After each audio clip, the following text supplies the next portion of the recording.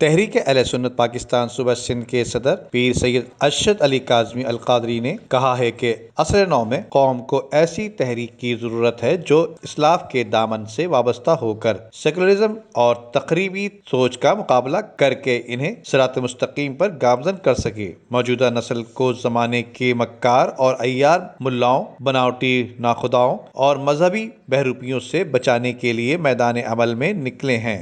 لہٰذا یعنی ہمارے جو اکابرین ہیں،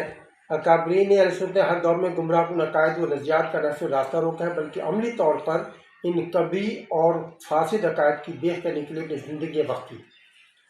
مگر اس کے برعکس دور حاضر میں جہاں یعنی دور حاضر میں جو ہے جہاں درگاہوں کی جانشین احباب جو ہیں ان کے نذرانے بٹورنے میں لگے ہوئے ہیں، اور وہیں پر پیشہ ور خطیب ہیں اور دین فروش ملا اور نعت خواں دین کو فروخت کر رہے ہیں، اس میں مصروف ہیں۔ اور بیرونی امداد سے چلنے والے مدارس،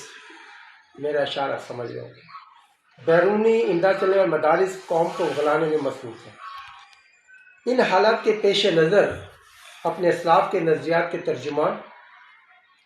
عوام اہل سنت کی پہچان، مخدوم اہل سنت جگر گوش ہے محدث اعظم پاکستان صاحبزادہ پیر فضل رسول حیدر رضوی رحمۃ اللہ تعالیٰ علیہ نے ستمبر 2014 میں ایک جماعت کو قائم کیا، یعنی سینکڑوں علماء کرام کی موجودگی میں پریس کانفرنس کے اندر اس جماعت کا اعلان کیا، بنیاد رکھی اور عوام اہل سنت کو اپنے عقائد کے تحفظ کے لیے ایک پلیٹ فارم مہیا کیا۔ صاحبزادہ پیر فضل رسول حیدر رضوی رحمۃ اللہ تعالیٰ علیہ نے 2014 میں، اور جس کے چیئرمین جو ہیں اس وقت موجودہ چیئرمین جو صاحبزادہ پیر فیض رسول حیدر رضوی دامت برکاتہم العالیہ ہیں، جو سجادہ نشین ہے محدث آستانہ محدث اعظم پاکستان فیصل آباد میں، انہوں نے جو ہے نا اس وقت وہ چیئرمین ہے۔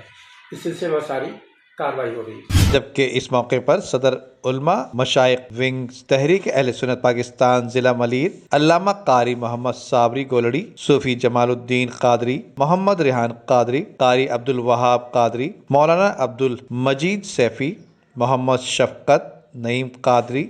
اور دیگر بھی موجود تھے۔ ندیم صدیقی، میٹرو 7 پاکستان۔